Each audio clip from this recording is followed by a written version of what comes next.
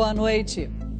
Depois do escândalo envolvendo o transporte de meia tonelada de cocaína na aeronave do deputado Gustavo Perrella e do uso de verbas indenizatórias para abastecer helicópteros, hoje a Assembleia Legislativa de Minas proibiu o uso de dinheiro público para pagar o combustível de aeronaves. Na porta da Assembleia Legislativa de Minas Gerais, um pedagogo e outro ecólogo protestavam contra o episódio. Com sacos de farinha em mãos, tentavam chamar a atenção de deputados e da própria população. Na Comissão de Fiscalização Financeira e Orçamentária, a pressão ficou por conta do deputado José Maia, que presidia o trabalho. Com a farinha exposta no vidro pelo manifestante, o deputado chegou a se irritar.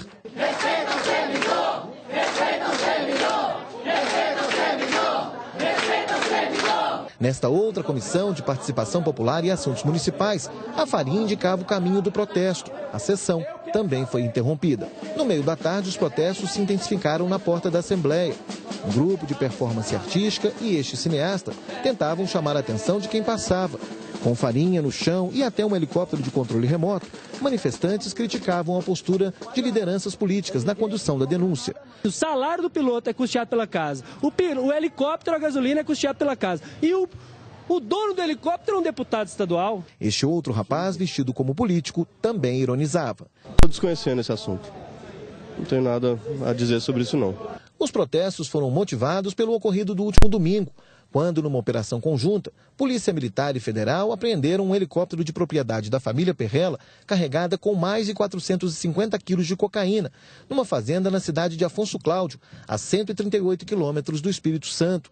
O piloto foi preso e demitido da Assembleia Legislativa, onde exercia cargo administrativo. A suspeita de que o combustível usado para abastecer a aeronave teria saído da Assembleia Legislativa levou a Casa Legislativa a divulgar essa nota na imprensa. No documento, a mesa diretora da Casa decidiu proibir o reembolso de combustível de aeronaves para qualquer parlamentar, além de determinar que a Comissão de Ética e Decoro Parlamentar realize todas as apurações necessárias do caso. Se ficar comprovado que houve abastecimento deste mês de novembro e a utilização para outros fins que não atividade parlamentar, a comissão pode propor alguma penalidade, que parte desde a advertência verbal, escrita e suspensão de mandato, dependendo da gravidade da infração.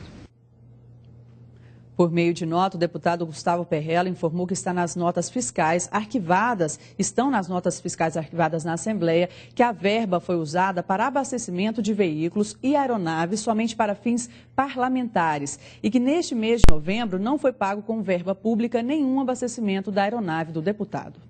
Boa noite. Essa não é a primeira vez que um funcionário de um político é acusado de envolvimento com drogas. Há 13 anos, a denúncia envolvia um assessor flagrado usando cocaína dentro de um carro em Belo Horizonte. Agora, o servidor foi apanhado traficando meia tonelada da mesma droga em um helicóptero.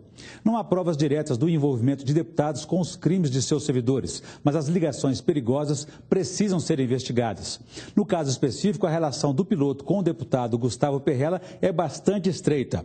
Ele é funcionário da Assembleia Legislativa de Minas Gerais, lotada em seu gabinete por ser, segundo ele, de sua confiança. A aeronave usada para o crime é do deputado e o combustível seria pago pela própria Assembleia Legislativa.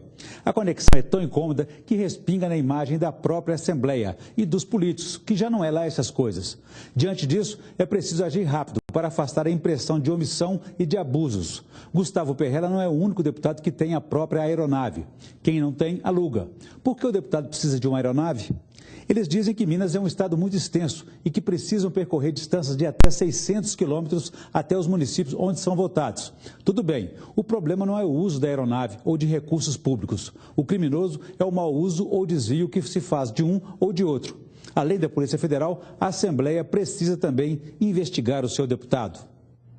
E o nosso comentarista Orion Teixeira receberá amanhã a comenda Teófilo Otoni. Nessa sexta-feira, 31 personalidades que contribuem para o desenvolvimento do Estado receberão homenagem no Palácio Tiradentes, na capital.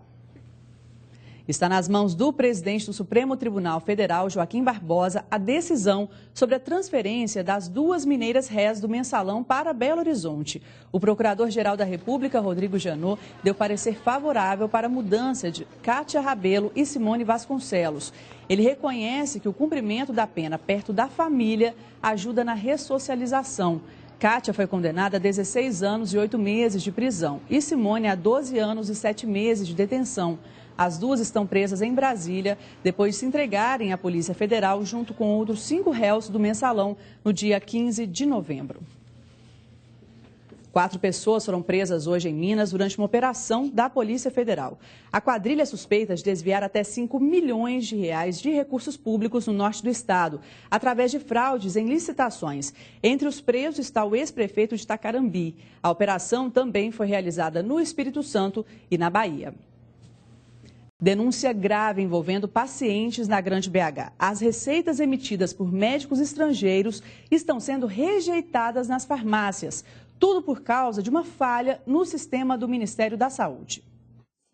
Simone tem bronquite e faz uso contínuo de remédios para tratar do problema respiratório. Ela foi atendida por uma médica estrangeira no posto de saúde do bairro onde mora, em Santa Luzia. Mas mesmo com a receita médica em mãos, não conseguiu retirar o medicamento na farmácia. Chegando lá, eles não quiseram aceitar a receita, porque o CRM da doutora, né, não está cadastrado aqui. E ela não é do Brasil, né? Ela, se eu não me engano, ela é de Bolívia.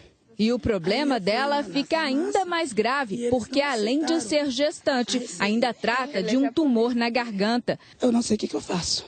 Porque é um remédio de uso contínuo. Contínuo, não posso ficar sem ele. O problema acontece porque os médicos estrangeiros não são registrados no Conselho Regional de Medicina. Eles receberam do Ministério da Saúde um número de registro que não é aceito no sistema de controle das farmácias. Ao analisar a receita para que seja aviado todos os medicamentos, ela tem que conter todos os dados descritos na legislação. Dentre eles seria o registro profissional que prescreveu o determinado medicamento. A partir daí, a receita estaria irregular para que fosse transmitida, e o farmacêutico tem que cumprir a legislação. O diretor de defesa profissional do Sindicato dos Médicos de Minas Gerais explica que o problema é um erro de planejamento do governo federal. O governo, ele desconsiderou o Conselho Federal de Medicina, que é quem certifica o médico. As outras consequências em que o governo simplesmente passou por cima, não foi dos médicos, não. Foi da legislação trabalhista brasileira, entendeu? Foi da regulação que a própria sociedade brasileira estabeleceu para certificar os seus profissionais e, no meu entendimento, passou até por cima de uma questão do direito civil. De acordo com a Alessandra, o Ministério da Saúde já foi comunicado. As medidas já estão sendo tomadas, o Conselho Regional de Farmácia já entrou em contato com o Ministério da Saúde e com a Anvisa, e eles devem regularizar isso da forma mais rápida possível. Em nota, o Ministério da Saúde informou que todos os profissionais do programa Mais Médicos, com registro emitido pelo Ministério da Saúde, já estão cadastrados no sistema de vendas do programa Farmácia Popular. Como o RMS tem a mesma quantidade de dígitos do CRM, ele deve ser inserido no mesmo campo no computador. A assessoria informou ainda que dificuldades para inserção no sistema devem ser comunicadas ao Ministério da Saúde pelo telefone 136. A mãe que forjou o sequestro do próprio filho pode sair do presídio a qualquer momento, segundo a advogada da acusada. Renata Soares da Costa está presa desde segunda-feira. O bebê de 2 meses foi encontrado no Rio de Janeiro. De acordo com a defesa, a mulher não tem condições de permanecer presa por estar amamentando. Ela alega também que a cliente é rep primária e tem bons antecedentes criminais. O pedido de habeas corpus já foi feito. E a seguir, família fica ilhada em casa durante temporal. E ainda você vai conhecer o Memorial da Assembleia Mineira, que será inaugurado daqui a pouquinho.